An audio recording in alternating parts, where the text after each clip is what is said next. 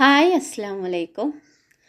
അപ്പോൾ നമുക്ക് നല്ല കട്ടിയുള്ള തൈര് ഉണ്ടാക്കുന്നത് എങ്ങനെയാണെന്ന് നോക്കാം. വീട്ടിൽ തന്നെ നമുക്ക് കറക്റ്റ് പുളിയും എല്ലാം അങ്ങനത്തെ ആവശ്യത്തിനനുസരിച്ചുള്ള പുളിയൊക്കെ കറക്റ്റ് ചെയ്ത് നമുക്ക് എങ്ങനെ കട്ടി തൈര് ഉണ്ടാക്കാൻ പറ്റുന്നതെന്ന് നോക്കാം.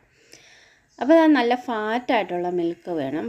നല്ല അതിൻ്റെ കൊഴുപ്പൊന്നും എടുത്ത് കളയാത്ത പാസ്ചറൈസ് ചെയ്യാത്ത പാലാണെങ്കിലാണ് ഒന്നുകൂടെ ടേസ്റ്റ്, എന്നാലും കട്ടിയായിട്ട് വരും. അപ്പോൾ ഇത് ഞാനൊരു സഫാ പാലെന്നുള്ള രീതിയിൽ അതാണ് എടുത്തിട്ടുള്ളത്. ആ ഒരു കമ്പനിയുടെ ആയിരുന്നു എടുത്തിട്ടുള്ളത്. മിൽമാടെ നമുക്ക് ഫാറ്റ് കളയാത്ത പാൽ കിട്ടില്ല, അതാണേലും ബെറ്റർ ആട്ടോ. എന്നുവെച്ചാൽ ടേസ്റ്റ് കൂടുമെന്നുള്ളതേ ഉള്ളൂ, അല്ലാതെ കട്ടിയായിട്ട് വരും.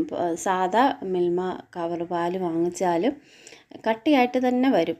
അപ്പോൾ നമുക്ക് അതിൻ്റെ പാലിൻ്റെ വെള്ളം നന്നായിട്ട് വറ്റിച്ചെടുക്കണം. പാല് തിളപ്പിച്ച് വറ്റിച്ചെടുക്കണം. പാല് നമുക്ക് ഒന്ന് ഇളക്കി കൊടുത്തുകൊണ്ടേയിരുന്ന ഏറ്റവും ബെറ്റർ കേട്ടോ. കാരണം അതിൻ്റെ പാട കെട്ടാതെ നന്നായിട്ട് ഇളക്കി കൊടുത്താലേ പാട കെട്ടാതെ ആ പാല് വരുത്തുള്ളൂ. അപ്പോൾ ആ ബട്ടറിൻ്റെ ടേസ്റ്റൊക്കെ തൈരിൽ വരും. നല്ല തൈര് നമുക്ക് കിട്ടും. ഞാൻ നന്നായിട്ട് തിളപ്പിച്ച് പാല് വറ്റിച്ച് എടുത്തിട്ടുണ്ട്. ഒരുപാടങ്ങ് വറ്റിക്കാനല്ല, എങ്കിലും അത്യാവശ്യം നല്ല പോലെ ഒരു 5-7 മിനിറ്റ് ഒന്ന് വറ്റിച്ചെടുത്ത് അതിന് ശേഷം നമുക്കിത് ചൂട് നമ്മുടെ കൈ തൊട്ടാൽ ചൂടുണ്ടെന്നറിയുന്ന ആ ഒരു പരുവമില്ലേ പാലിന്. തിളച്ച പാൽ ഒരിക്കലും എടുത്ത് ഒഴിക്കില്ലേ.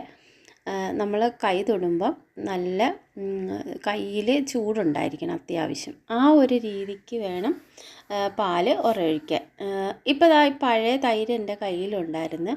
അതിൻ്റെ 1 സ്പൂൺ തൈര് അതിലേക്ക് ഒഴിച്ചു കൊടുത്തിട്ടുണ്ട്. കഴിയുന്നതും ഭരണിയോ ഗ്ലാസ്സോ അങ്ങനെയൊക്കെ ഉള്ള ഒരു കുപ്പിയോ ബൗളോ, ഞാനിപ്പോൾ ഇത് വീഡിയോയിൽ കാണിക്കാൻ വേണ്ടിയാണ് ബൗൾ ഉപയോഗിച്ചത്. അല്ലേ ഞാൻ കുപ്പിയില്ലേ നല്ല ചില്ല് പോലത്തെ ഗ്ലാസിൻ്റെ ആ ഒരു കുപ്പിയിലാണ് കൂടുതലും ഞാൻ ഒഴിച്ചു വെക്കുന്നത്. സ്റ്റീലും അങ്ങനെയൊക്കെ ഉള്ളത് ഒഴിവാക്കുന്നതാണ് ഏറ്റവും ബെറ്റർ തൈര് ഒഴിക്കാനായിട്ട്, തൈര് ഉണ്ടാക്കാനായിട്ട്. അപ്പോൾ 1 സ്പൂണാണ് 1 പാക്കറ്റ് പാലിന് ഞാൻ തൈര് ഒഴിച്ചു കൊടുത്തിട്ടുള്ളത്. എന്നിട്ട് നന്നായിട്ടൊന്ന് മിക്സ് ചെയ്ത് കൊടുക്കാം.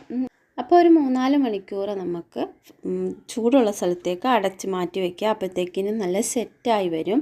ആ റൈസ് കുക്കർ ഉണ്ടല്ലോ, അതിൽ ഇറക്കി വെച്ചാലും നല്ല പെട്ടെന്ന് വേഗത്തിലായി കിട്ടും.